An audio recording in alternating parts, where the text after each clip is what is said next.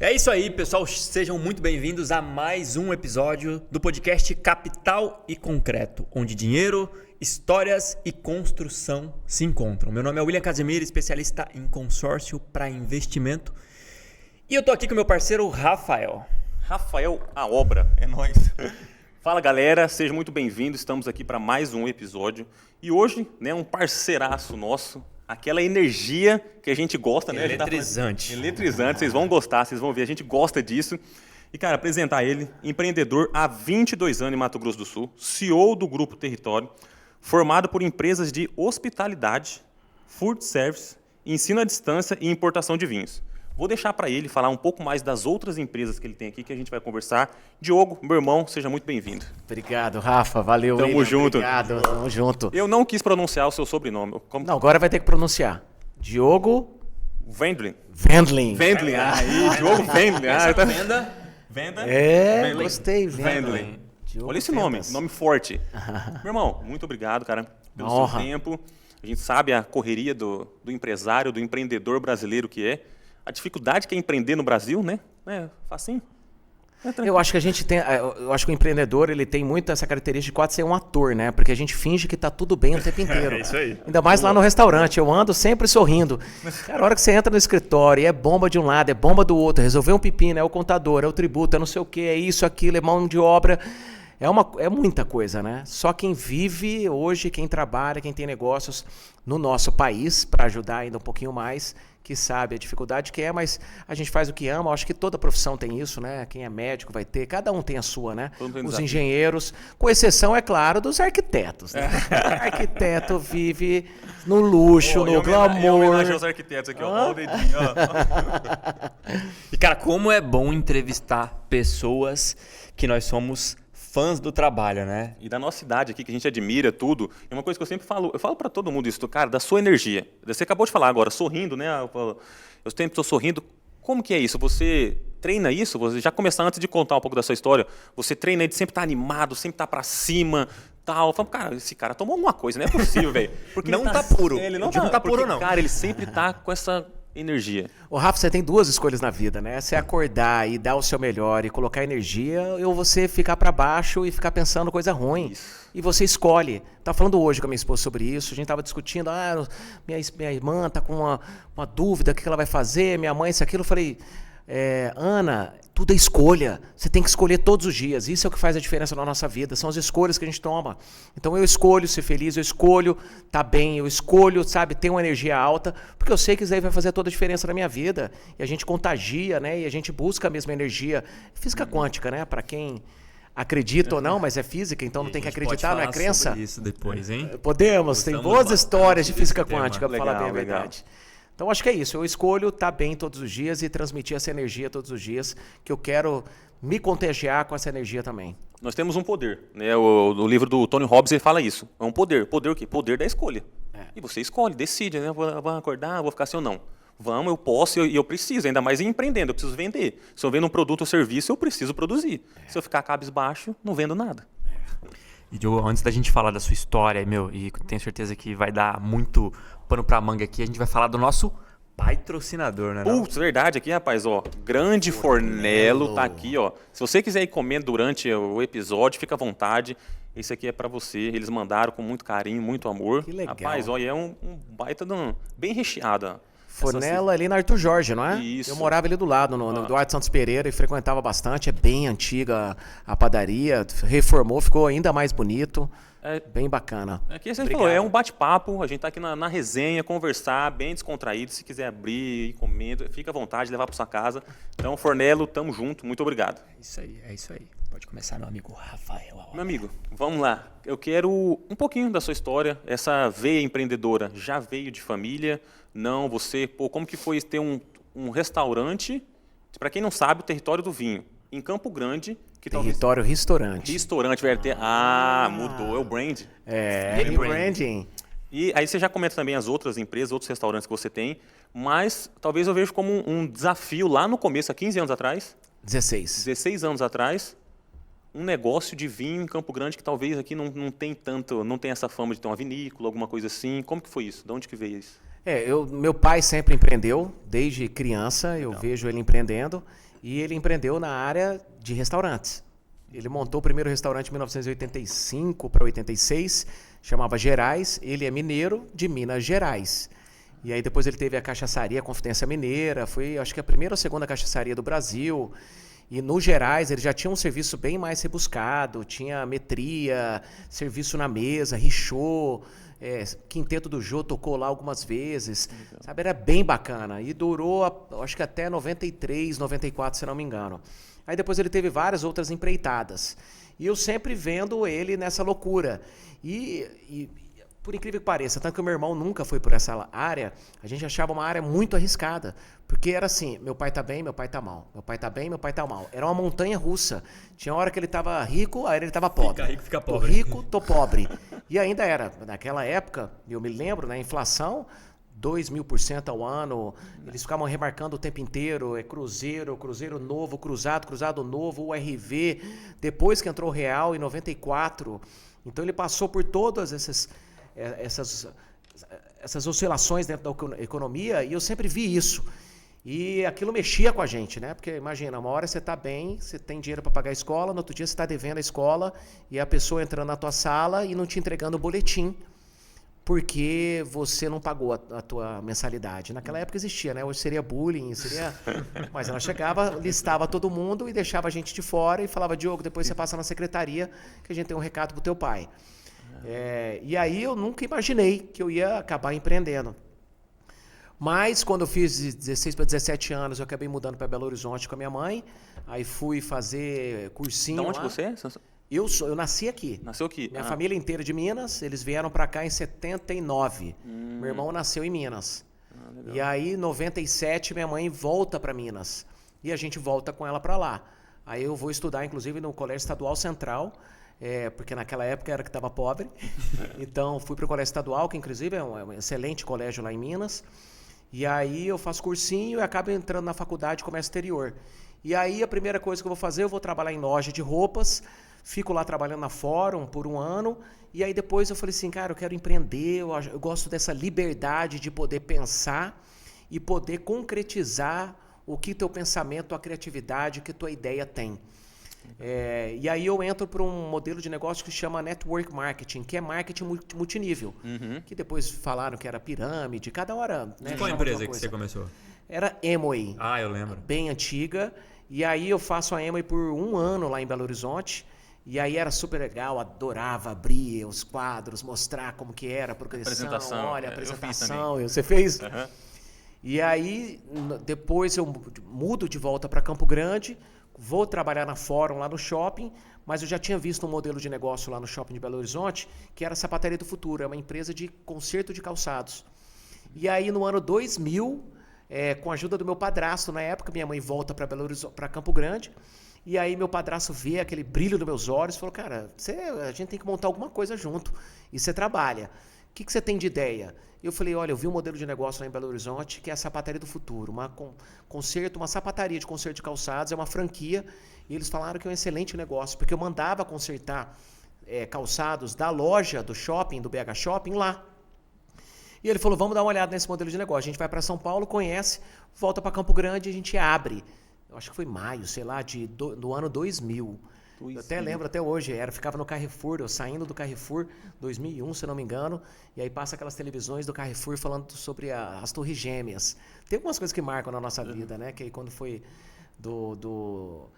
que teve aquela invasão dos aviões lá. E aí eu fiquei de 2000 a 2006, nesse inteirinho, em 2004, eu monto um restaurante de comida saudável. Então imagina, a gente está falando 2004. De 22 anos, eu já montei o primeiro restaurante. E há 26 anos que eu estou empreendendo. Eu empreendi no ano 2000, estava com 20 anos. E aí eu monto o Mandala, o Sabor da Vida, que hoje, inclusive no prédio onde tem lá o André Salineiro, o restaurante dele. E aí eu fiquei por um ano. Aí meu pai, até lembro disso até hoje, ele me levando para o shopping, me dando uma carona, porque eu duro, não tinha nem carro. Aí ele falou, meu filho, ou você fecha um dos seus negócios, ou você vai quebrar. E se você quebrar, você não vai conseguir nem ter forças para poder levantar da cama. você vai entrar em depressão, você não vai conseguir fazer nem sua barba, você não vai ter nem autoestima para fazer sua própria barba. E ele falou da experiência dele, né? Porque ele também teve isso, ele quebrou e ficou sem autoestima na cama. Eu lembro do episódio, meu pai morando com a minha avó, andando num Uno Mille alugado, que um amigo dele tinha emprestado, alugado para ele, e ele contando as moedinhas no carro para poder comprar pão e leite. E a gente devia ter, sei lá, acho que uns 15, 14 anos de idade, mais ou menos. E aí aquilo bateu muito forte em mim, eu fui para a sapataria, e aí eu falei, cara, eu preciso tomar uma decisão. Como a sapataria ela já existia, eu acho que há 4 anos, e era uma franquia, eu falei, eu acho que esse negócio é mais sólido. Uma franquia, tá no shopping, eu tenho um sócio, eu vou largar a mão desse restaurante, por mais que era a coisa que eu mais gostava de fazer. Eu preparava saladas, fazia açaí, fazia grelhados, eu gostava disso. Eu falei, eu acho que eu vou abandonar isso e eu vou focar com a sapataria. E aí eu decido fechar, fico com um monte de conta para poder pagar, levei 2, 3 anos para poder pagar, e aí eu retomo a sapataria, e aí toco ela até 2006. Quando é 2006 eu vendo ela, porque eu sentia que não era aquilo que eu queria mesmo, e é quando eu vou para os Estados Unidos, vou estudar vinhos, aí eu vou começar de baixo mesmo, trabalhar como ajudante de garçom, viro garçom. Foi lá fora que você conheceu, então? Foi lá. Antes você não tinha, não foi seu pai, ninguém que apresentou questão de vinho? Nada, você nada. Nem sabia a diferença de cachaça, cerveja mineiro. Mineiro, cachaça, né? E eu gostava de tomar vodka e energético. Outra coisa, balada. Jovem, né? E aí fui conhecer o vinho lá, já tinha tomado alguma coisinha ou outra para fazer moral, né? Mas eu fui conhecer o vinho de verdade lá, trabalhando nos restaurantes, porque eu fui para uma região na Califórnia, chama Santa Bárbara, e depois Napa Valley, que é a meca do vinho dos Estados Unidos. Então todos os restaurantes têm fácil mais de 500 mil rótulos de vinho. E aí foi lá que eu me aprofundei no universo dos vinhos, estudei enologia, fui trabalhando em restaurantes, e aí eu volto depois em janeiro de 2010, e aí que surge o Território do Vinho, na época, e a gente inaugura em maio, dia 26 de maio. Seu objetivo sempre foi ir para os Estados Unidos e depois voltar com mais bagagem para eventualmente voltar a empreender no Brasil, ou não? Não, meu objetivo era ficar nos Estados Unidos. Ficar lá. Eu fui lá, eu tinha certeza que eu ia para lá. Eu tinha acabado de assistir o The Secret, O Segredo, e eu praticava ele todos os dias. Até tem episódio que eu acabo conhecendo a autora do The Secret. Vou na casa dela por uma baita coincidência. Lá, conheceu ela? Falando... Lá em Santa Bárbara, na Califórnia. Mas isso é quase que um podcast inteiro que só para falar. Cara. E aí ela assina um livro para mim e fala, você conheceu o verdadeiro segredo, agora continua praticando ele. Mas eu mentalizava sempre, quando praticava, né, essa lei da atração, a família americana, vivendo o sonho americano, morando lá, constituindo família e nunca mais voltando. Só que em 2009, eu já estava finalizando meu curso de enologia e trabalhando nos restaurantes. Eu via que eu já tinha um certo conhecimento na área, e os americanos falando, Diogo, por que você não volta para o Brasil? O próprio americano, os clientes que eu atendia, volta para o Brasil e pega toda essa bagagem que você tem e coloca em prática lá. Você vai ver que você vai crescer muito mais rápido aqui. Aqui tem muita concorrência, está todo mundo querendo o teu lugar. Por mais que exista o sonho americano, eu ainda não conhecia nenhum amigo que era empreendedor lá. Todos eram funcionários e ganhavam muito bem e têm qualidade de vida, diferente do Brasil. Que para ter qualidade de vida e ganhar bem, ou você vai ser concursado, ou você vai praticamente empreender na tua área. Mesmo que você seja um profissional liberal, você pode ser um dentista, você vai empreender. Dentista que empreende, o médico que empreende, o advogado que empreende. Você tem que empreender. Lá não, então eu não tinha muito contato com empreendedores. E aí eu comecei a refletir, eu falei, cara, eu acho que talvez não seja uma má ideia. Já estava lá 3 anos, falei, eu acho que eu vou fazer isso. E aí eu volto para o Brasil ainda com um sócio americano, para a gente poder montar um modelo de negócio que não era o território, que era para produzir vinhos na Califórnia, no Chile, na Argentina e vender no Brasil. E aí eu ia ficar estabelecido em São Paulo, a sede ia ficar lá em São Francisco, lá na Califórnia, só que eu precisava de muito investimento, e aí eu vou atrás de rodadas de investimento aqui, né? Que Family and Friends, que é a primeira, que é família e amigos, e aí atrás de alguns investidores privados, só que a gente tem bastante dificuldade de conseguir captar, porque era um modelo de negócio, uma tese de investimento muito nova, que era um modelo de negociante, que você cria rótulos próprios sem ser dono da vinícola, e aí eu não consigo o dinheiro, e aí nisso em Campo Grande, eu vim para cá para ver meus pais, os amigos, Um amigo falou, olha, esse teu negócio é legal, mas eu não vou colocar dinheiro. Se você quiser, eu topo montar uma adega de vinhos em Campo Grande. Aí fiquei bem resistente na hora, falei, adega de vinhos em Campo Grande é muito quente, né? Que todo mundo pensa. Por isso que eu fiz a pergunta aqui. E aí ele falou, é por isso que é um bom negócio, porque ninguém tá ainda olhando. fez. E aí você entende a estratégia do Oceano Azul, né? Então você não tem que estar indo no Mar Vermelho, onde está todo mundo, né? Agora todo mundo virou corretor de imóveis, né? Da pandemia para cá.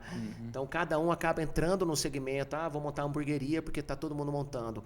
Aí eu vou fazer isso, clínica de harmonização. Tá todo mundo fazendo. Quadra de beach tênis. Quadra de beach tênis. Assim como vai paleta Barbearia. mexicana, boxe de... Paleta mexicana. Então você tem que olhar a hora que a onda está começando, que é uma marola, que ela está começando a subir. A hora que ela já está lá em cima, que é que todo mundo está querendo surfar, a tendência dela depois é quebrar e ela baixar. Vão ter outras ondas, mas o melhor momento é a hora que ela está crescendo. Então a gente enxergou isso naquele momento e aí a gente monta o território do vinho, foi super difícil. Até o sócio que monta comigo na época acaba desistindo do negócio depois de 1 ano e meio, aí entra outro sócio que depois também desiste do negócio. A hora que eu praticamente fico sozinho e aí eu falo, não, agora eu vou assumir esse negócio e eu vou tocar isso aqui para frente porque eu tenho certeza que ele vai dar certo de um jeito ou de outro. Você falou do Tony Robbins, né? Eu fiz vários treinamentos dele, né? Tem uma universidade, Tony Robbins, e aí eu fiz 6 treinamentos dele nos Estados Unidos. E aí ele fala que a forma de dar certo na vida é você não ter plano B. E todo mundo tem vários planos, né? Ah, se não der certo isso, eu faço isso. Se não der certo isso, eu faço isso.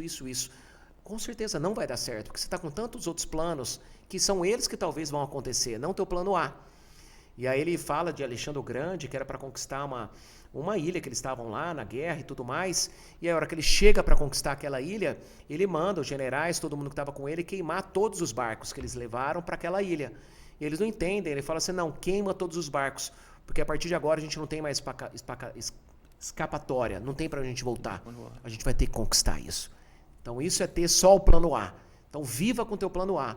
E se você errar, tudo bem, não tem problema. É claro que depois você vai criar um novo plano A. Faz a rota, né? Mas não essa coisa, eu tenho plano A, plano B, plano C, se isso não der certo. Eu acredito muito, tem o plano A. E a hora que eu coloquei na minha mente, o plano A é esse, ele vai dar certo de um jeito ou de outro. Tem que funcionar o território do vinho. Tem que funcionar o território do vinho. Apesar de agora ser território restaurante. Território restaurante.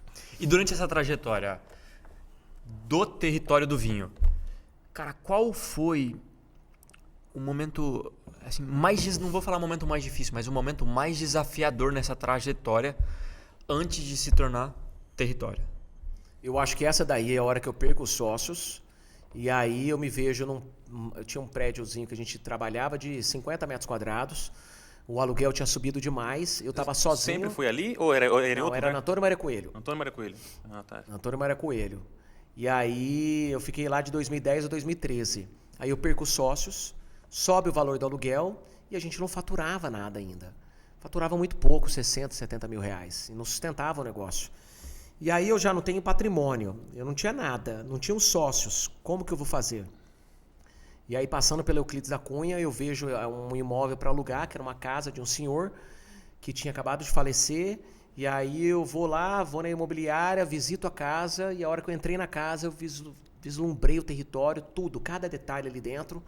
Falei, cara, eu vou encarar isso e eu vou agora pro all-in.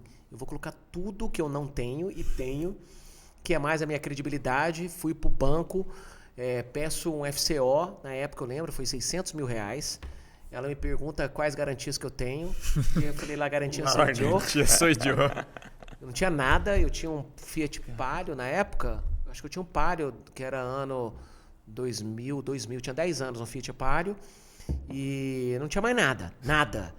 E aí na época consegui conversar com a gerente, convencer ela, o gerente geral da agência, depois eu fui até dar palestra para o vice-presidente do Banco do Brasil sobre esse episódio e todos os gerentes regionais, foi bem legal, 10 anos depois. Caraca, olha. E aí eles concederam o FCO para mim, com o meu próprio aval, e aí eu consigo montar o território lá na Euclides da Cunha e a gente consegue dar a volta por cima, e aí já abre desde o início, graças a Deus, com bastante movimento. E aí eu falei assim, graças a Deus, deu certo meu plano A, porque não tinha plano B mesmo. O plano B, eu não sei, eu acho que eu ia voltar para os Estados Unidos. E, cara, eu acho que todos os empreendedores que nós conversamos que isso é uma característica que todo empreendedor precisa ter coragem. Cara, de poder. Muita gente não empreende por esse medo. Cara, eu vou pegar 600 mil emprestado, eu não tenho nada para colocar de garantia, como que eu pago a parcela? A pessoa vai fazendo tanta pergunta negativa na cabeça dela que ela não abre o negócio. Então, pô, parabéns, primeiro pela coragem e até a gente deixar isso para a galera, né? Cara, você vai ter que, talvez, colocar a carroça na frente dos bois, né? A gente falou muitas vezes, cara, você vai ter que pegar dinheiro emprestado, tal, comprar um equipamento, comprar alguma coisa, senão você não vai desenvolver. Procura um agiota que não mata. Corta só o dedinho. Eu acho que é isso, Rafa. Tem que ter coragem, tem que estudar muito seu mercado, saber também de onde você está entrando, para não entrar em roubada. Risco calculado. Você estava correndo um grande risco, mas você sabia, você já tinha um conhecimento, você estudou lá nos Estados Unidos, você já tinha uma experiência do vinho, você já veio 3 anos de um restaurante, perdeu os sócios. Claro que não foi do nada, né? Mas foi uma baita de uma coragem. Você entrar no segmento que você domina. Eu dominava aquilo, né? Eu trabalhei 3 anos nos melhores restaurantes da Califórnia, onde eu tinha os papas da hospitalidade, da gastronomia italiana, trabalhando comigo e me ensinando todos os dias. Então eu sabia que eu dominava aquilo, eu tinha estudado vinho, tinha conhecimento. Falei, como que isso vai dar errado? Pode ser que essa minha ideia original não seja a melhor ideia, mas eu vou transformar ela, até ela dar certo. Então, a hora que você domina e que você não depende de terceiros, que é que eu vejo muita gente montando no meu segmento, e você deve ter no teu segmento também. O cara que entra no ramo da construção, ele não é engenheiro, ele nunca tocou obra, ele não entende custos, ele não entende nada, mas ele viu que o mercado de construção de casa em condomínio dá certo. Aí ele vai, não, eu tenho um engenheiro que é super legal e ele me falou do negócio e eu vou colocar dinheiro nele e isso daí vai dar certo e vamos fazer um negócio. Cara, não tem como, só se você tiver uma sorte muito grande, que eu até hoje não vi isso, mas pode existir, você tem que entender do que você faz, vai entrar no seu segmento. Você tem que dominar para você não ficar na mão, você não ficar escutando opinião e acreditando nela de todo mundo, né? Você tem que ser a pessoa que você vai estar passando opinião, você vai estar dominando aquele assunto, você vai estar ouvindo tudo, mas você sabe o que você está fazendo, para onde que você está indo. É diferente de eu estar lidando junto com você, você me chamar para um negócio, vamos fazer um negócio juntos? Vamos. Rafa, vamos montar? Você vai tocar a parte de engenharia, eu vou tocar a parte de gestão, que é o que eu domino. Pode ser? Eu toco toda a estrutura de back-office para você, você toca a parte da engenharia, vamos criar uma governança dentro disso, uma estrutura que a gente vai poder tomar decisões, o que vai estar responsável para que eu tome decisão, o que você vai tomar de decisão, qual que é o mercado, vamos trazer o que eu posso estar te agregando nesse seu segmento, você traz o que você pode estar agregando, fica bem definido os limites e a gente já decide também, já define o plano de saída. E se não der certo, a gente vai comprar a parte um do outro de tal maneira, a opção de compra é dessa forma, a valuation é dessa forma. Tamo junto? Tamo junto. Mas tem muita gente que entra no negócio muito sonhador, né? Só naquele sonho e tentando perseguir onde está o dinheiro. O cara, não, o restaurante de vinhos dá dinheiro, eu vou entrar. Não, meu amigo, olha a história, não é assim, espera, tem que ter um conhecimento. E mais importante do que o dinheiro é o conhecimento. Porque eu falo, se você tem um conhecimento, essa vontade, essa energia, você consegue dinheiro no mercado. Consegue investir. Você conseguiu 600 mil sem garantia. É o menor problema de qualquer negócio. Nós falamos no imobiliário nem se fala, tem um financiamento, tem um consórcio, a gente fala disso aqui. E, cara, você consegue. Se você tem conhecimento, tem uma boa ideia, você consegue uma pessoa, você consegue alguém, você consegue o dinheiro, você consegue no mercado. E alguém para operar, né? Então, assim, cara, tem que ter operador. Se é você ou se é um sócio, não confie em gerente. Isso meu pai sempre errou, né? Ele não gostava de operar. Meu pai gostava de criar, né? Gosta de criar bastante. Hoje ele opera porque ele está no ramo da construção. Ele trabalha com estrutura metálica já há muitos anos, 40 anos. Olha aí, bom saber. Eu tô precisando de um fornecedor. Aí, ó. E para essa semana, inclusive. Faz há 40 anos isso, muito bem feito. E ele opera. Mas no ramo do restaurante, não. Ele nunca tinha sido garçom, ele nunca tinha servido mesa, ele nunca tinha estudado gastronomia. Ele gostava de tá lá no salão, recebendo as pessoas, criando conceitos, que era muito bom de criar conceito. Um restaurante mineiro com isso, com aquilo, de tal forma, isso, aquilo, mas não gostava de operação. E não tinha sócio operador. Hoje eu tenho investidores. E eu sou sócio operador. Então eles confiam em mim, porque eu sei operar o negócio. Então eu não deixaria na mão de alguém que fosse um gerente. Então, como o modelo do Coco Bambu, estava falando hoje com o Cláudio, né, do Coco Bambu, tem que ter lá no Coco Bambu modelo, são 2, 3 sócios. com habilidades diferentes. Você tem o advogado, o administrador e o engenheiro. Cada um está cobrindo a operação em um momento da operação. 24 horas que ela está aberta, as 12 horas que ela está aberta, tem um operador lá dentro. Todos os dias da semana tem um operador. Não estão todos, mas tem um operador. Isso no Brasil inteiro. Os caras têm 100 lojas, todos têm de 2 a 3 sócios que operam a loja todos os dias. Então não é, eu coco bambu, nossa, golpe de sorte. Não tem nenhum golpe de sorte. O cara montou um modelo muito bem estruturado, muito bem pensado, em todos os sentidos. A gestão dele é muito bem feita, muito bem estruturada, e é por isso que dá certo.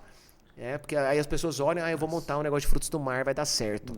Tipo coco bambu. Aí cara, vai comer capim, vai fazer o que esse cara fez, vai estudar o modelo dele, vai saber como que faz. Então acho que isso aí é muito importante, é a operação, né? Você tá na tua operação, né? Sim, entendeu, cara? Que você falou, tem cara que vai se meter a ser construtor. Outra coisa, a gente brinca com os arquitetos, fala, mas o cara é engenheiro e se mete a desenhar um projeto arquitetônico. Aí trava, fica lá 5 anos para ver uma casa. Eu falei, meu amigo, não, o arquiteto é o projeto. Tem no condomínio que fizeram uma casa agora, a gente falou assim, eu acho que isso daí deve ter sido feito por engenheiro. Porque ele fez uma casa, ela é sobrado, e uma casa cara, deve ser uma casa que ele deve estar vendendo por uns 4 milhões. Aí ele faz a garagem, e é diferente, normalmente esses condomínios são todos abertos, não tem muro, não tem nada, os carros na frente, isso, aquilo. Aí ele fez uma garagem subterrânea. Só que a garagem, a gente foi lá, dá vontade de medir no coisa. Ela deve ter, eu acho que 3,20 metros de largura, subterrânea, que entra para lá. Não tem aonde nem ele manobrar dentro. Só que ele tem um declive assim, de, sei lá, ele deve baixar com, sei lá, uns 4 metros pelo menos, de rampa. E eu falei, como esse carro, uma Dodge Ram não entra aqui, um SUV grande não entra, como que ele volta? Ele volta de ré, derrapando o carro? Como que ele faz? Ou então, não, talvez tenha sido o arquiteto que deve ter pensado no projeto. Um erro de engenharia para errar esse cálculo aí de descida. Aí depois, agora, eles começaram a quebrar a lateral, a quebrar ela para tentar fazer para a lateral, para ver se abria um pouco mais de espaço. Meu Deus. Não, a gente vê direto isso em obra, né? Ou às vezes é o engenheiro que pensou só com engenharia, não com design e tudo mais, ou um arquiteto que pensa na arquitetura, mas não pensa na funcionalidade do dia a dia, se aquilo vai conseguir ser executado. Mas você vê, toda a área tem isso. Área de restaurantes, engenharia, enfim, qualquer área, medicina, cada coisa que você vê aí, né, de problemas que acontecem. Eu acho que esse modelo, esse exemplo serve para tudo. E uma dúvida minha sobre, você estava contando sobre o início da sua trajetória, que você foi para a Califórnia, trabalhou nos melhores restaurantes ali. Desde que você voltou ao Brasil com a ideia de montar o território, sempre foi alta culinária ou não? Desde o início eu sempre quis fazer alta gastronomia. A gente não tinha dinheiro para poder fazer isso, porque é muito caro fazer alta gastronomia. Ela é cara em todos os sentidos. Para montar uma operação é caríssima, porque tem que ter, cara, tem que ser bonito, tem que ter luxo, tem que ser imponente. Os insumos são muito caros e a mão de obra também é muito cara. E você precisa de muita mão de obra. Tem restaurantes, os estrelas Michelin, você tem às vezes mais que uma pessoa por cliente. Tem vários que tem, sei lá. O IS, por exemplo, que eu vi lá em Goiânia, ele me falou que ele tinha 70 e poucas pessoas operando no restaurante do IS. E aí ele tinha lá 48 lugares. Então você tem mais de um funcionário por cliente. Ser bem atendido mesmo, né? Para faltar nada. Não pode faltar nada. Olha a complexidade de uma operação dessa, né? E aí você tem, quanto mais caro o negócio, mais a expectativa do cliente. Então ele vai exigir muito mais. Tanto que a gente se surpreende quando a gente vai num lugar que a gente não espera nada, paga ainda bem o preço e é surpreendido na gastronomia, no atendimento. Você fala, cara, esse é o melhor lugar. Por quê? Você não entende porque ele é o melhor lugar. Porque você pagou um preço super justo por algo que te surpreendeu e te entregou mais valor. Não é como construir uma casa que às vezes você vê ela que ficou incrível, com baita de um acabamento, extremamente criativa, e o cara gastou, sei lá, R$5.000 um metro quadrado. Hoje não se gasta mais isso, não é uma casa de alto padrão? Consegue gastar 5 mil? É um alto padrão básico, vamos dizer aqui, né? Por dentro de condomínio. Alto padrão. Sabor alto padrão. Então você pegar, sabe, você com 5 mil e você fala, cara, que casa que parece que vale 10. Entendeu? Então, você conseguir fazer isso é bem difícil, não é fácil. Então, eu sempre quis e a gente monta o território. Até hoje eu lembro, meu plano de negócio era para gastar R$200.000. Eu desenhei todo o plano de negócio, todo o RE, como que ia fazer e tudo mais. E aí eu até depois levei uma comida de rabo do meu sócio na época, eu lembro. Eu fiquei com 33% do negócio e um salário de R$2.000. E aí ele chega com 200 mil e fala assim, Nilson do céu, tá acabando o dinheiro e a gente ainda precisa fazer as compras, precisa fazer mais isso, aquilo. Ele falou, mas como? Quanto que precisa mais? Eu falei, mais R$20.000. Cara, ele me moeu. Tipo, cara, 20 mil eu não compro um forno hoje para o meu restaurante. Mas ele me moeu, falou, cara, você saiu do orçamento, isso, aquilo, 10%, não sei o quê, você vai ficar um tempão sem aumentar seu salário. Eu falei, cara, eu já estava ganhando R$2.000 em 2010. Tipo, cara, não é tanto tempo atrás, R$2.000. E andava nesse páriozinho em 2000. E aí, a gente com R$220 mil monta o território. Aí você pensar quanto que custa hoje um restaurante, quanto que a gente gastou hoje por 5 milhões para poder fazer um restaurante de alta gastronomia, né? Para ter tudo isso. Então, agora que a gente consegue fazer algo que a gente sempre imaginou de poder estar surfando nessa alta gastronomia, nessa hospitalidade, nesse segmento, que é o que me encanta. O que me encanta é a hospitalidade, o serviço. Eu piro em ver o cliente saindo... Você é formado nisso, né? Você tem a faculdade disso, de hospitalidade? Não, na verdade eu fiz administração de empresas, depois eu faço um MBA executivo no INSPER, então tudo voltado para negócios, e nos Estados Unidos eu estudo enologia. Então a parte da hospitalidade eu aprendi na prática nos restaurantes que eu trabalhava nos Estados Unidos. Esse restaurante que eu trabalhava, que era o Bottega Napa Valley, o sócio dele, do Michael Chiarello, que até faleceu, era o vice-presidente da Disney. Então tinha muito conceito da Disney empregado lá dentro. Do encantamento, da hospitalidade, do serviço, de tudo tinha que ser mágico. E hospitalidade é isso, é fazer você se sentir bem, te encantar e você ter vontade de voltar lá. Isso é hospitalidade. Então eu sempre quis isso porque eu gosto disso, dos pequenos detalhes, do mimo, de encantar, de trazer coisas para você que você vai te surpreender. E para você fazer isso, você tem que poder cobrar para poder ter tudo isso. Você tem que ter mão de obra qualificada, você tem que ter ambiente, você tem que ter música, arquitetura, você tem que ter acústica, é fundamental. São várias coisas. E está tudo no detalhe da xícara do café, do detalhe do mármore do banheiro, da música, de tudo, do som, de tudo envolve. E tudo isso custa, né? Então, para entrar nesse segmento é bem complicado, não é fácil, mas é o que a gente mais gosta de fazer hoje em dia. O cliente padrão, ele é muito exigente, né? Você falou. Você lida com isso, né? Ele já tem tudo na casa dele. Então ele vai sair da casa dele, que nem ele vai para um hotel, para um resort, ele já dorme naquela mesma cama, naquele mesmo edredom, naquele mesmo lençol. Então eu vou num restaurante... Vai alugar carro, ele vai querer o quê? Um carro pelo menos igual do dele. Sim. Como que você vai fazer com um cara desse? Que ele já vive o luxo na casa dele. Na casa dele, já, como que é? Tudo. Como é que o território faz isso? É isso, desde a hora Obviamente, que ele né? Não contando os segredos, entra, né? Mas... Não tem segredo, William. Assim, é o dia a dia.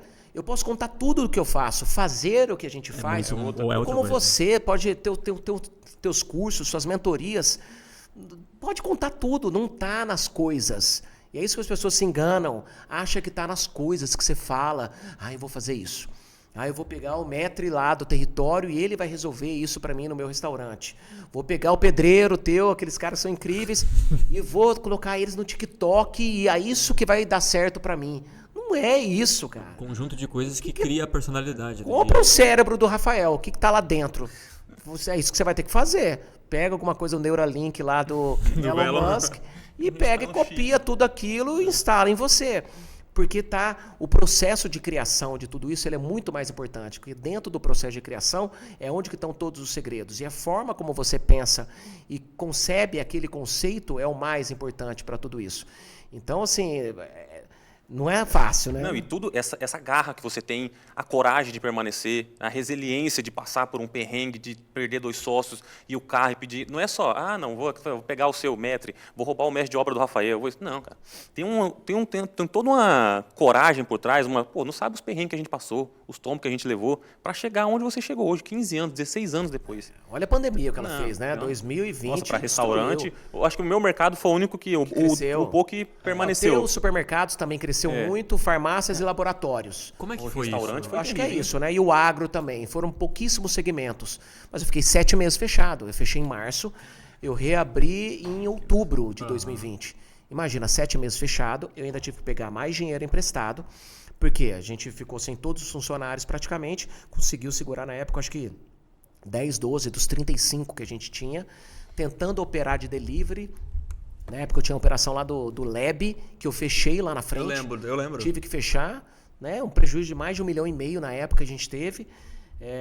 E aí a gente concentra o delivery lá, e aí eu vou até o banco buscar mais recurso, porque eu também enxerguei que ia acontecer, né? Na hora estavam todo mundo com muito medo, né? Tanto que eu perco 2 sócios, de novo também, nesse mesmo período, por conta de tudo isso, né? Um dos sócios meu falou, Diogo, a gente tem que entrar em RJ, o mundo vai acabar, tudo vai acontecer. E aí eu falei, tudo bem, ele pode acabar, mas eu não posso acabar, porque eu não tenho plano B. Eu só tenho isso, minha vida é isso. Eu sobrevivo disso, eu não tenho como fazer uma outra coisa. E eu tenho que fazer isso dar certo, e eu tenho que só acreditar que Deus vai fazer algo e que essa pandemia vai acabar rápido e que a gente vai conseguir sobreviver. Aí a gente pega os auxílios do governo que tem na época de retomada, tem o programa do PERSE, que ajuda todo mundo, né, da área de eventos e de restaurantes. E aí eu faço uma reforma porque eu falei, a hora que eu sair dessa pandemia, todo mundo vai estar retrocedendo, todo mundo vai estar dando passos para trás, todo mundo estava dando passos para trás. A hora que eu sair, as pessoas vão estar com uma outra mentalidade, eu preciso estar preparado para essa nova mentalidade que vai existir, esse novo ser, o que vai estar no mundo, né? Esse novo mundo. Normal, né? Novo normal, como que vai ser esse novo normal? Né? Então, como que vai ser o ambiente?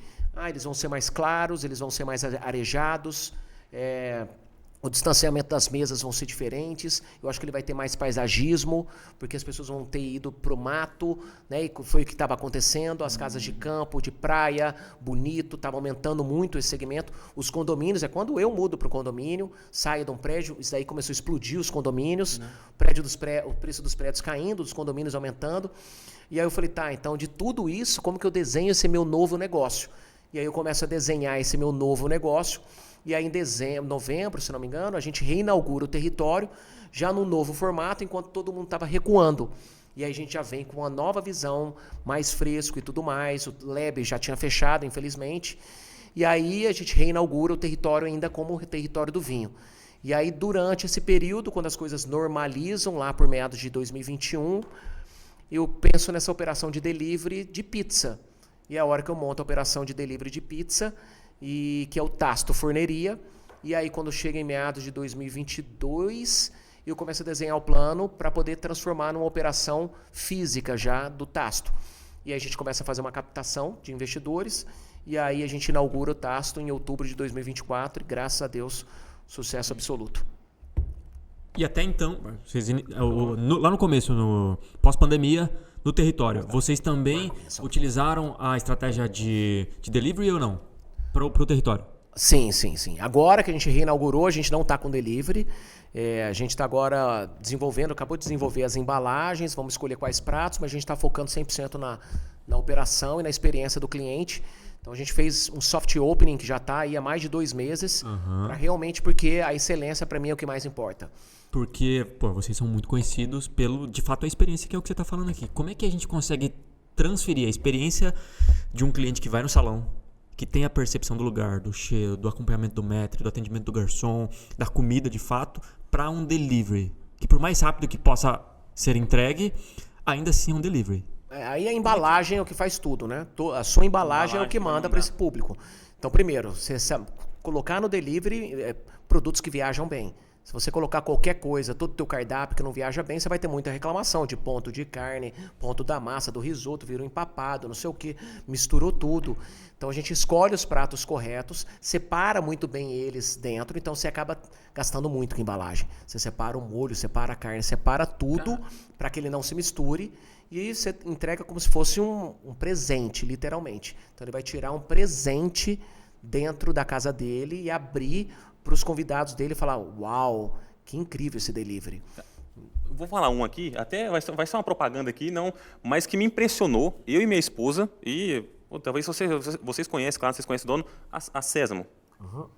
Cara, um potinho que vem o sorvete, a sacola que veio, a textura da sacola. Que embala, inclusive. Cara, na hora que veio ali, eu falei, cara. Roupa de alto padrão, aquela sacola. Eu falei, cara, isso aqui foi metade do valor, foi aqui, na sacola e no pote. Isso aí. Eu falei, cara, aquilo ali marcou nós. Falei, caraca, que entrega deles que eles fizeram no delivery. Então você vê, a embalagem, cara, né, ela é fundamental. E você tem um conteúdo. Então é o conteúdo e embalagem. E você pensar no mercado de vocês, é isso também, né? Você tem a embalagem que é estética. E você tem o conteúdo, que são os acabamentos, como que tá por dentro, porque tem um monte de casa, prédio que você vê que ele é lindo por fora, você vai ver o acabamento, vai ver a hidra que ele usa, porcelanato, daqui a pouco já tá amarelando, já tá com problema, tá com rachadura, eles metem grafiato em tudo, né? Pra poder esconder as juntas lá das coisas, daqui a pouco tá tudo rachando, já tá com um monte de coisa. Então você tem a embalagem e você tem o que tá dentro. Então você tem que pensar no delivery, é isso, a embalagem e o produto que tá dentro. Uma boa parte do custo, então, para uma alta gastronomia para delivery, querendo ou não, vai ser a embalagem. Vai ser a embalagem. Eu acho que você acaba gastando aí pelo menos 10%. 10% embalagem. Com a embalagem. Tem outros segmentos que gastam até mais, inclusive. É muito alto. A gente entrando num outro assunto agora, que a gente estava conversando antes de começar, falamos contamos um pouco da sua história, tal, o restaurante, de você transformar essa marca para a gente agora entrar no mercado imobiliário. De onde que surgiu essa ideia? Porque, como funciona essa ideia? Como funciona? Porque, pelo que eu entendi, você não quer ter franquias. Você quer ir para o lado, vamos abrir um condomínio aqui em Campo Grande, com a marca do Diogo. Como que é isso? Explica para nós. Eu sempre fui obcecado por essa questão da hospitalidade. Então, eu adoro viajar, adoro ir nos hotéis, adoro frequentar os lugares, gosto de serviço, mas mais do que gostar do serviço, eu gosto de servir. Eu sou um servidor, eu gosto de estar o tempo inteiro servindo as pessoas. E aí eu comecei a ver qual que é os hábitos dos meus clientes. Então, ele mora numa baita de uma casa, ele frequenta grandes hotéis, ele sempre tem uma casa de campo, ele tem uma casa na praia, às vezes ele tem um avião, ele tem helicóptero, ele tem vários carros. É diferente do dia a dia nosso, né? Que depende, às vezes, de um carro para o casal, para poder compartilhar, que passa o perrengue, que é a realidade do Brasil, né? 90 e poucos % da população. A gente está falando de um nicho da população muito exclusivo, muito pequeno. Menos de 1%. Menos de 1%. Eu vi esses dias que, não sei, 1% da população ganha acima de 15 mil reais. 1%. Isso eles chamam de classe alta, né? Classe A. Cara, então, olha assim, isso. 15 mil você não faz muita coisa hoje em dia. Não. Ainda mais com a inflação. Não, e se você, a esposa e 2 filhos, escola, escola tal, tudo. boa já come quase que isso hoje em dia. Então eu comecei a vislumbrar isso, eu comecei a observar. E um movimento que já estava acontecendo muito fora. Fora já tem muito disso. É onde o real estate, que eles chamam, está misturado junto com o negócio da hospitalidade e também de moda e de automobilismo. Tanto que você vê vários, né? Ferrari, Porsche, agora Lamborghini. Quem que me mostrou? Até o Tata me mostrou lá em Balneário com a Fendi, não? Com Versace. Com a Versace. Eu fui visitar esse empreendimento. No prédio, ele me mostrou toda a coisa mais incrível. Então você traz essa assinatura. E não é simplesmente uma assinatura, sabor Fendi, né? Eles entram em tudo. Eles vão discutir o conceito. O porcelanato da Versace. Então, eles homologam cada coisa de lá de dentro. Qual que vai ser o mobiliário deles? O que vai ter aqui? Como que vai ser essa experiência? Como que vai ser a roupa de cama deles? Se é a hotelaria, o desenho da piscina, o ladrilho da piscina vai estar lá com a marca deles. Tudo vai estar em todos os lugares. Então, para o cliente de alto padrão, ele que já está transitando nessas marcas, já está acostumado com tudo isso, é muito mais familiar. E o cliente de alto padrão, ele é muito seguro de si e do dinheiro que ele gasta. Por quê? Porque você disputa tempo dele. E o tempo é a coisa mais valiosa. Não é mais o Rolex, que pra gente pode ser um sinônimo de sucesso.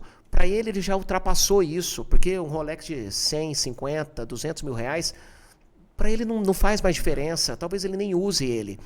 Não faz mais diferença o carro, que pra gente pode ser, aquela Range Rover, pra mim seria o máximo de R$1 milhão. Ele falou, cara, não é isso que eu quero.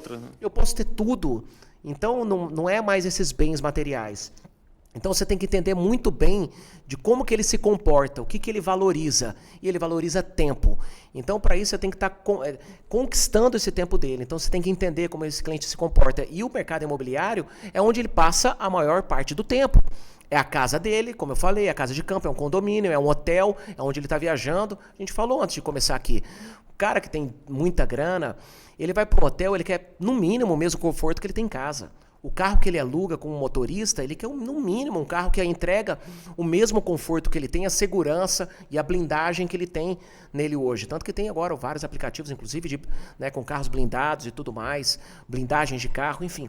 É um outro universo. Ele tem um helicóptero, não é para que nem tem, né? Às vezes que a gente pega um helicóptero, vai fazer, estamos aqui, no helicóptero, olha aqui, pessoal, que legal. Cara, o dele é ganhar tempo. Eu vou chegar em 30 minutos em Congonhas, não sei aonde, em algum lugar, muito mais rápido, porque meu tempo é muito escasso.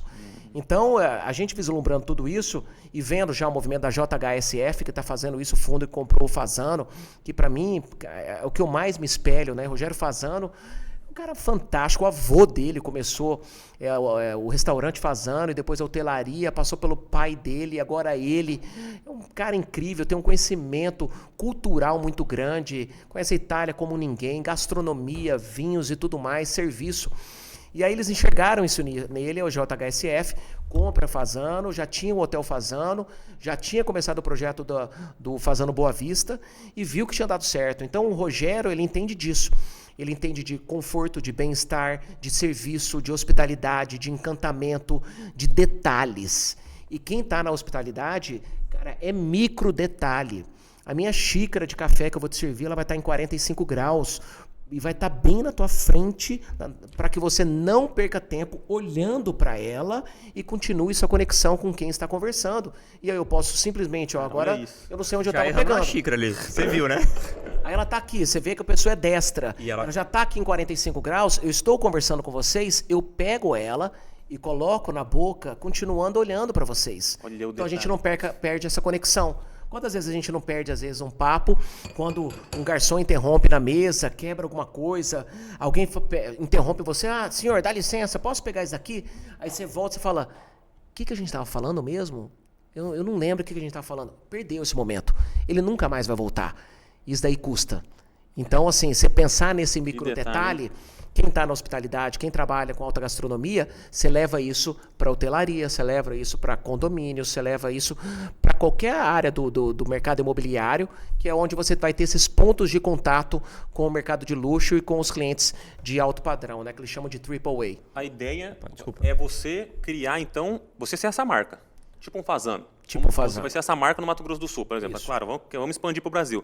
Mas você quer... E me associar com incorporadores, com quem tem interesse em fazer esse tipo de coisa, instalar o restaurante, fazer a parte de spa, de hotelaria, de tudo deles, de todo esse serviço por trás, a gente cuidar disso. Então, a gente cuidar desse cliente que é muito exigente. E é o que a gente mais gosta de fazer. Se a gente encanta ele no restaurante, a gente vai conseguir encantar ele quando ele entrar num quarto, quando ele estiver lá no spa, quando ele estiver andando pelo hotel, em qualquer ponto de contato dele, a gente vai estar pensando nesse micro detalhe que esse cliente vai estar tendo naquele momento. Diogo, você falou sobre, até fazendo um parêntese entre esse assunto, você falou sobre uma das suas maiores inspirações ser o Fasano.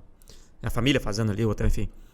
Quais outras inspirações você olha e se inspira para esse tipo de habilidade que você tem desenvolvido de forma maravilhosa, que é o atendimento, principalmente da alta gastronomia, né? A gente fala da alta gastronomia, mas a gente pode aplicar também para o mercado de luxo, para investidores de alto ticket. Aonde você, ou além de aonde, quem você olha e se inspira? Eu tenho um exemplo regional que é daqui do Centro-Oeste, que é até uma pessoa que talvez ele vai vir aqui, a gente vai trazer um evento de gastronomia em agosto, que é o Ian Baioc. Ele é um chefe de cozinha e agora ele está com o hotel dele, que é o Hotel Is, que é um hotel boutique de R$5.000 a diária. É lá de Goiânia. Goiânia que você falou. E aí dentro do hotel ele tem um restaurante Is. E aí ele tem mais 6 restaurantes. E o cara é incrível, ele como chefe de cozinha, ele para mim é um dos melhores... Para mim não, e para muitas pessoas. Um dos melhores chefes de cozinha hoje do país, porque ele é muito versátil. Ele tem restaurante asiático, francês, napolitano, italiano, regional. Ele tem todas as gastronomias. O serviço dele é impecável, a equipe dele é incrível. Ele tem feito um trabalho maravilhoso e eu tenho olhado muito pelo que faz. Estive com ele há um mês atrás em Goiânia. A gente vai fazer esse evento, tomara que a gente consiga, porque a filha dele está para nascer agora, mês que vem. Então, num exemplo regional que eu tenho visto é isso, mas ainda é um modelo muito embrionário que está nascendo aqui, né? A gente tem Soho House, que já está no mundo inteiro, lá em Nova York, em alguns outros lugares. Tem vários outros modelos de beach clubs que começaram como um restaurante dentro de um beach club, que depois ele virou já um beach club, que incorporou esse beach club em vários lugares do mundo, levando todo o modelo operacional e conceitual daquele beach club para outras coisas. Mas o que o Fasano faz hoje, eu falei com vocês, né? Ele comprou uma quadra em Milão. Quanto que custa uma quadra em Milão? Ele está fazendo lá o Hotel Fasano, o Restaurante Fasano, e vai incorporar outras coisas. Está lá em Miami, está em Nova York, acabou de montar lá, tem um hotel e tem um restaurante. Tem o Aeroporto Catarina, que teve o maior lucro em percentual do grupo JHSF, veio do Catarina, para você ter ideia. Porque o primeiro é ação executiva bem tocada de verdade. Imagina como que as pessoas são recebidas. Eu não tive a oportunidade de ir lá, mas querem muito. Imagina como eles são recebidos. Lá dentro desse... Deve ser muito parecido com o terminal BTG ou até melhor, né? Ah, com certeza. Então, assim, o terminal BTG é aquilo ali, né? Um microcosmo daquilo que está lá dentro de Guarulhos. Você está falando de todo o aeroporto de aviação executiva trabalhando para o teu cliente, da chegada dele de helicóptero, chegada até lá, ao lounge que ele está participando, como que ele vai ser o check-in, tudo dele o que envolve. E como ele já conhece, ele sabe que o cliente é muito exigente. É só isso. Se ele é muito exigente, como ele é tratado lá fora, nos melhores lugares que ele vai, você tem que trazer isso para a sua realidade daqui. Ele vai ter que ter o melhor tratamento em todos os sentidos. Do início, do primeiro ponto de contato que ele tem, que seja pela internet, e na verdade essas pessoas, a hora que você fala no mercado de luxo, a gente já sai da rede social. A rede social ela é mainstream. E elas são os aspiracionais e eles são os novos ricos. E é quem realmente está buscando uma oportunidade, quer ver o que estão fazendo de bom, que um dia talvez eu queira fazer na minha vida. Quem está nesse mercado, muitos não têm nem rede social. Muitos não lidam com isso. Eles não vão pelo que eles veem na rede social. Eles trabalham sempre por indicação. Então, algum amigo dele, que ele confia muito, que tem o mesmo estilo de vida dele, vai falar sobre aquele hotel, sobre aquele hangar de aeroporto, sobre qualquer coisa, aquela roupa, o relógio, isso, aquilo. Eles trabalham com indicações, que é o mais importante. Tanto que a própria estratégia nossa hoje, do território, diferente do Tasto, eu não tenho mais tráfego pago. Minha experiência é 100% dentro da casa. Eu não tenho mais mesa para o lado de fora. Eu não tenho mais espera para o lado de fora. Porque o meu cliente ele não tem nem que esperar, ele trabalha com reserva.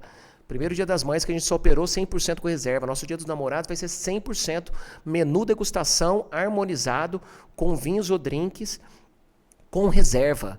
E a gente por 15 anos sempre foi por ordem de chegada, vamos atender o maior número de pessoas possível.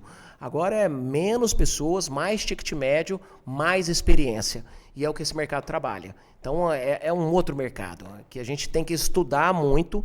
É um mercado que está começando aí, eu acho que começou a ser bem falado da pandemia para cá, então a gente está falando de 5 anos.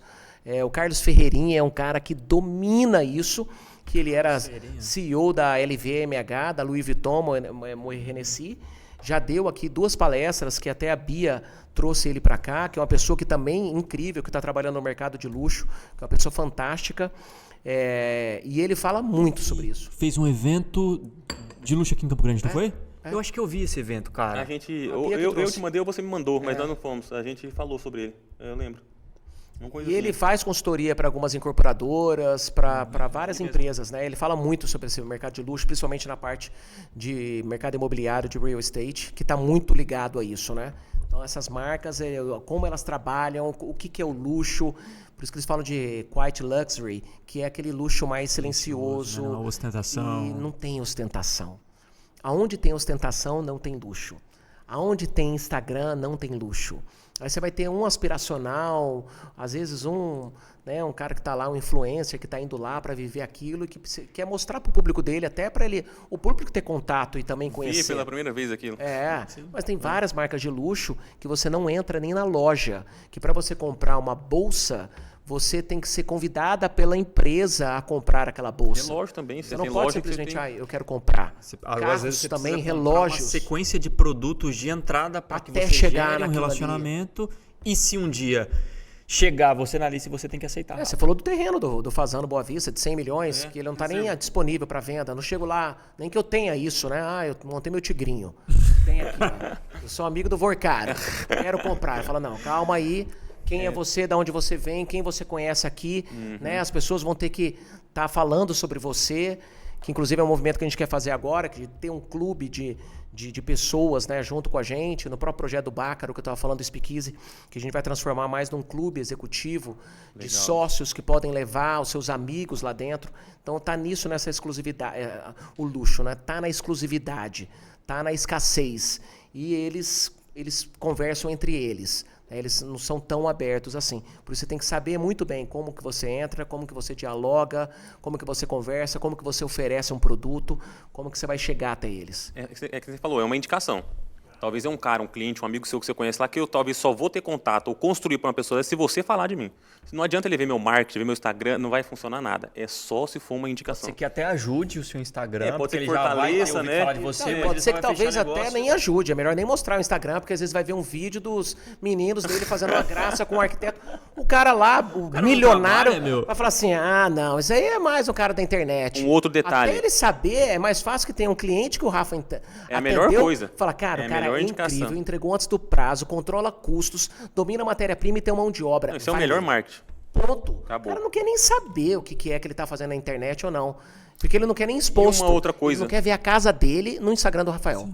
Ele falou, Eu cara, tenho cliente que eu não quero, atendo, tá? que o cara quer aparecer, que ele gosta do marketing, e tem cliente que eu já entendi, o cara fala assim, cara, ótimo, gostei do seu Instagram, vamos fechar a obra, mas eu não gosto de aparecer, não quero que apareça nada, ótimo, tranquilo. E uma outra coisa, eu conversando com o pessoal do alto padrão mesmo, o alto padrão não tem um bom humor. Eu vi que o alto padrão é sério, o alto padrão não tem risadinha. Tanto que as fotos de marcas, as modelos, é sério. Não tem isso, é preto e branco, é clean.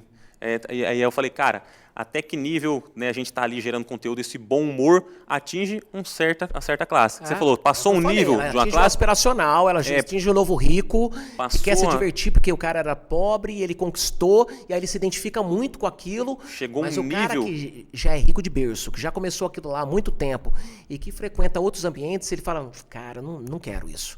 Eu quero outra coisa agora. Como que você vai dialogar comigo? Por isso que assim, e não é obrigado, tá? Não, Você é- não é obrigado. O Carlos Ferreirinha, ele fala muito disso. Ele fala, gente, todo mundo acha que o luxo é o máximo. Não é. Ele é difícil pra caramba, é difícil ganhar dinheiro. As margens são apertadas. É pra quem quer, quem gosta e quem sabe. Às vezes é mais fácil você ter um restaurante de comida popular que você vai faturar um monte e ter uma margem incrível, que você vai ganhar mais do que restaurante Estrela Michelin. Estava conversando com a Mariela, que é executiva, uma das diretoras e dona da revista Prazeres da Mesa, falando sobre Tuju, sobre alguns restaurantes Estrelas Michelin, que a gente quer trazer um desses chefs para cá, para poder, pro evento. Ela falou, Diogo, tem muito restaurante popular que ganha muito mais grana do que esses restaurantes 3 estrelas. Que eu te falei, ele tem, às vezes, 2 funcionários por cliente trabalhando lá. Aí o cara vende o menu degustação por R$1.000 e todo mundo fala assim, nossa, que absurdo. R$1.000 não paga essa estrutura dele. Que ele atende 40 pessoas num dia. Aí ele faturou o quê? 40 mil, 50 mil reais naquele dia. Só que aquela operação está custando 60 mil para ele poder estar aberta. Então, assim, o buraco é muito mais embaixo. Então, você não é obrigado. É claro que ele seduz, que ele é legal e tudo mais, mas eu acho que você tem que identificar qual que é o seu segmento. E eu conheço vários donos de restaurante, de lanchonetes, que vendem sanduíches há 30 anos aqui em Campo Grande, que o dono tem fazenda, apartamentos e imóveis, um monte de coisa, está muito mais rico do que muito dono de restaurante, que às vezes está lá no glamour e que tem aquela coisa toda. Então, assim, é você identificar o nicho teu, o que você gosta de fazer e faça ele bem feito. E aonde você se encaixa, né, Diogo? Onde você Porque se às vezes você, de novo, acho que tem muito disso no nosso mercado de crédito e mercado imobiliário. As pessoas olham para o mercado alto padrão ou do high ticket e acham que lá está a maior parte do lucro. Mas normalmente não é lá onde tem mais vendas, não tem volume nesse mercado.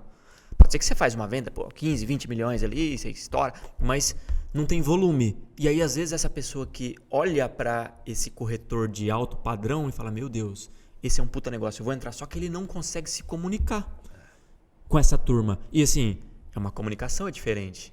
Não A muda, forma é como você vestimenta, se tudo, veste é outra diferente. E não necessariamente, como você bem disse, é o Rolex que você vai utilizar que vai conseguir fazer com que você gere uma comunicação, ou gere uma conexão com esse cara do alto luxo, né? Você tem que ter repertório para falar com ele. Repertório. Não, e o que Isso, você falou. vai saber falar. A hora que ele estiver falando de Nova York, ele vai falar lá da rua 4 com a Madison, não sei o que tem aquele bistrô. Ah, é verdade, eu tive lá, eu conheci. Na verdade, você já foi em tal outro lugar? Você já foi pra Broadway? Em tal lugar. Ô, Diogo, cara, como é que você... Né? É isso, e aí você fica sem repertório. Ah, não viajei. Ah, você foi pra... Não fui, não conheço, Você não conheço conhece nada. isso, comer uma Milão, trufa lá Itália, não. em Piemonte, não sei o que, maravilhosa, não sei o que. Você... Piemonte, o que é? Trufa? Ah, eu acho que é aquela de chocolate. Não é chocolate. Diogo, como é que você faz isso hoje de forma intencional? Como é que você cria repertório? Viajando, estudando, vendo, pesquisando muito. Todas as minhas viagens são voltadas para a área da hospitalidade e gastronomia. De forma intencional, ali você vai ver. A Ana, minha esposa, ela fica de cara comigo. Eu viajo em todos os lugares, eu começo a olhar tudo, as cadeiras, tudo, o tecido, como que ele faz. Aí eu chamo o maître, gerente, começo a entrar dentro da cozinha, converso com o maître, aí converso com o gerente, e como que ele faz isso, e que software que ele usa, e como que ele faz aquilo, não sei o quê. E aí ela fala, para! Vamos curtir a viagem? Mas vamos curtir, eu curto desse jeito. Eu curto assim, é isso que eu tô gostando de fazer. Então a gente sempre vai nesses lugares e vive aquilo, consome aquilo, conversa com as pessoas e vê como que eles fazem, como que é o comportamento deles, como que funciona, como que é a realidade deles. E eu não tento copiar para mim, porque cada um tem a tua realidade. Daquele local, com aquele cliente, daquela forma que ele presta serviço, daquela forma. Eu tento buscar a essência daquilo.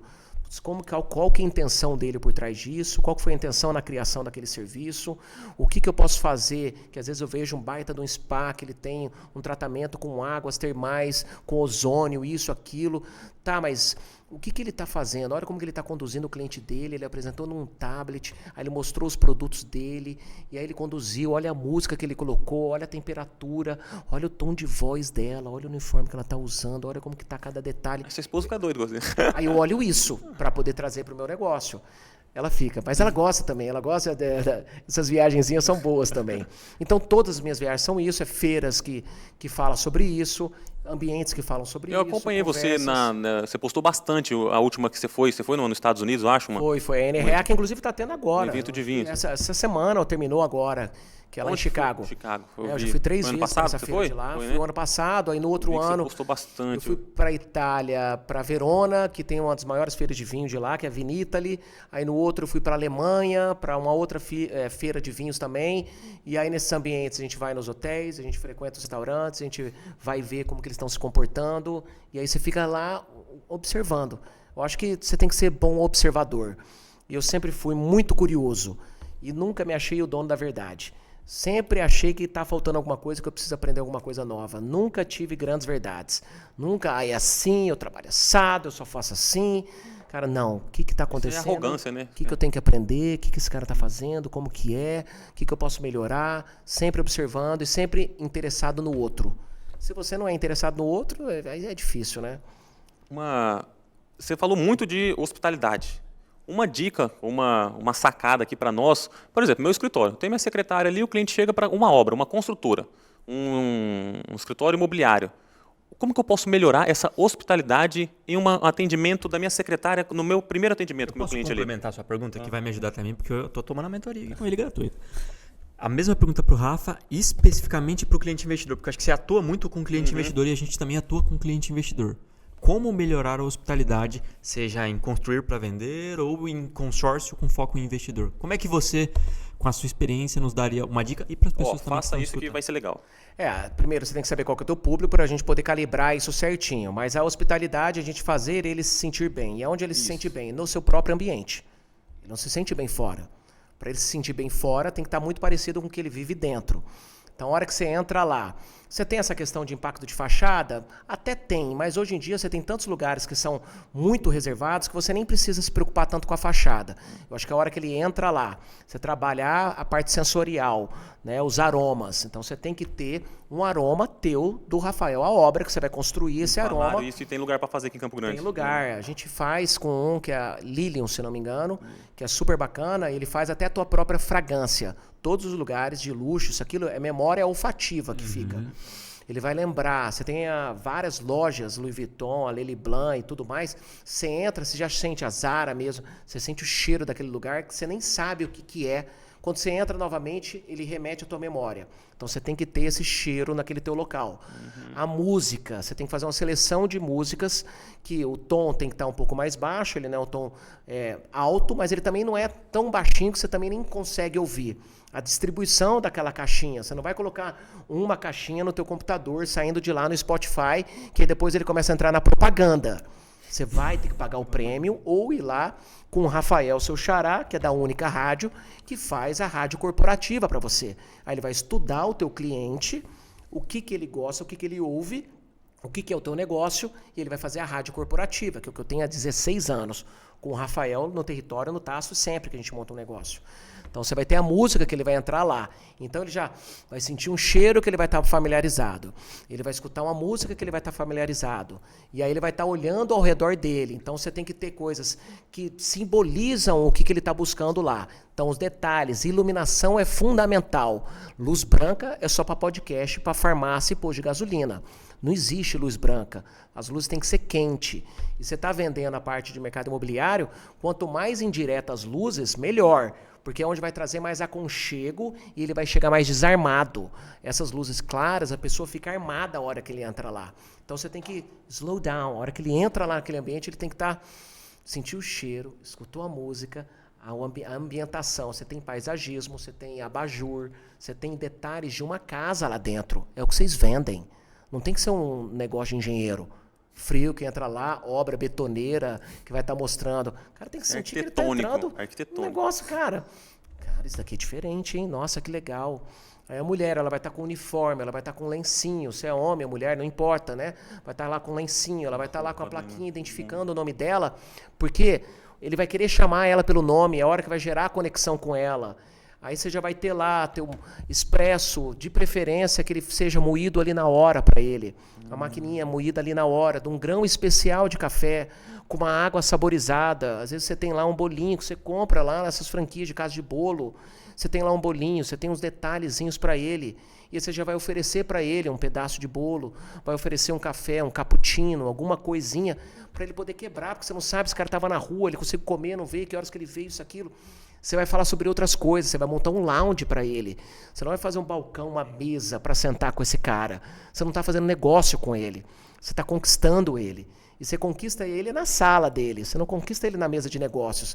Mesa de negócio, ele vai querer ele tirar o teu dinheiro, você vai querer tirar o dinheiro dele. Então a gente não vai falar sobre dinheiro. Então você tem um lounge. Você vai estar mostrando teus negócios num iPad grande. Todo o teu portfólio vai estar lá dentro dele. Você vai estar trabalhando com uma consultoria, uma assessoria, e você vai estar dando isso de graça para ele. Pode ser que ele não faça nem negócio com você, e você vai ajudar ele a fazer negócio com outra pessoa, se ele achar melhor, no outro empreendimento do concorrente, se ele achar melhor. E você vai ajudar ele, inclusive, a contactar com esse concorrente que talvez você não atenda. E ele vai falar assim, cara, esse Rafael é diferente. Eu fui lá, ele me senti bem, ele identificou que a minha necessidade ele não consegue atender, inclusive, que a gente consegue conquistar ainda mais pelas coisas que você não faz do que as coisas que você faz. Eu conquisto um cliente pelo um erro que eu cometi no restaurante, pelo um atraso no prato, pelo um prato trocado, por um atraso no atendimento. Corrigindo isso, ele observa muito como que você reage, como você corrige num momento de problema, de imperfeição, de desajuste ali naquela hora.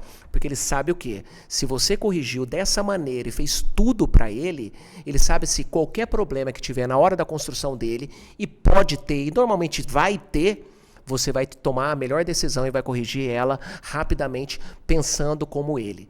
Você não vai sacanear, você não vai abandonar ele, como um monte de gente faz, abandona no meio da obra, cobra errado, ganha bola de fornecedor, está ganhando lá já a administração, e ainda ganha em cima dos fornecedores. É tudo muito transparente. Então você apresenta seu portfólio lá, você tem lá uma televisão que está mostrando também as coisas, você está lá com o teu tablet grande mostrando tudo aquilo, igual aqueles os agentes, os consultores da Prudential e da MetLife, não sei se você já conversou com eles, os caras são incríveis, os caras estão lá num baita de um terno. O que me vendeu uma vez, o cara chegou um terno Armani, sabe, conversando sobre vinho, gastronomia, que ele joga polo lá em Brasília e tudo mais, os restaurantes que ele frequenta, sabe, a conversa foi tão natural, ele não estava vendendo nada para mim. E aí no final eu falei assim, cara, mas eu quero que você me venda isso. Ele falou, não, mas você tem certeza que você quer isso? Eu falei, não, eu quero isso. Eu preciso disso. Ele falou, não, vamos conversar no próximo encontro. A gente continua a conversa, foi bom, só vim aqui para poder te conhecer. Foi lá, já pagou a conta, sem eu ver no caixa, para não ter nem a deselegância da conta chegar e eu ficar na dúvida. Isso é serviço, isso é hospitalidade. E aí você vai conduzindo ele na sua reunião, explicando. Ele quer ter detalhes, você tem que entender que tipo de detalhe que ele quer. Ele está com a mulher, ele não está.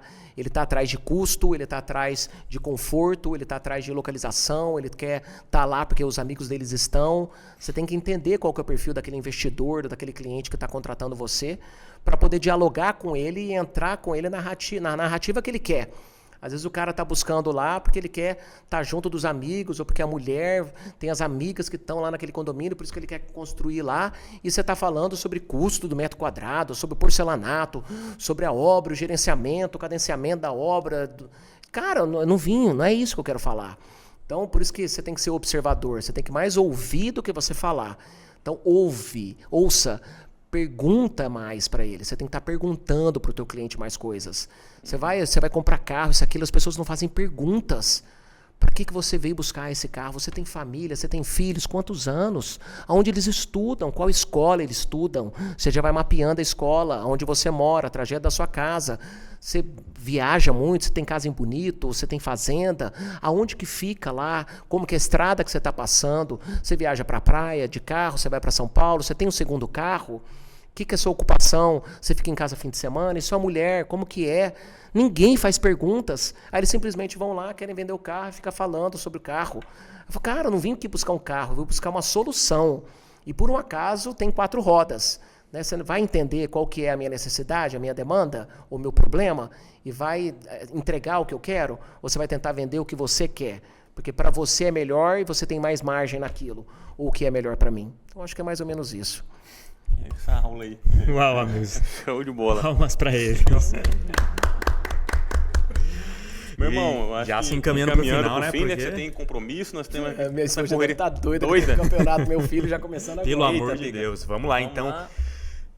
Quero agradecer muito o seu tempo. A gente sabe que o dia a dia acaba tomando muito do nosso tempo e a sua operação é incrível e com certeza ela exige de você. Obrigado porque você deu um tempo assim, precioso pra gente, mas também pra quem tá assistindo. Saiba que a gente aprende com toda certeza, acho que eu falo pelo Rafa, a gente aprendeu muito.